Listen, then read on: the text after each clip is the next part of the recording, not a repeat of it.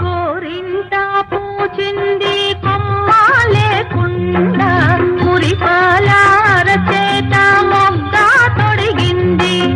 గోరింటా పూచింది కొమ్మ లేకుండా మురిపాల అరచేత మొగ్గ తొడిగింది. ఇంతక్క బండిన ఎర్రని చుక్క చిట్టి పేరంటాలికి శ్రీరామ రక్ష.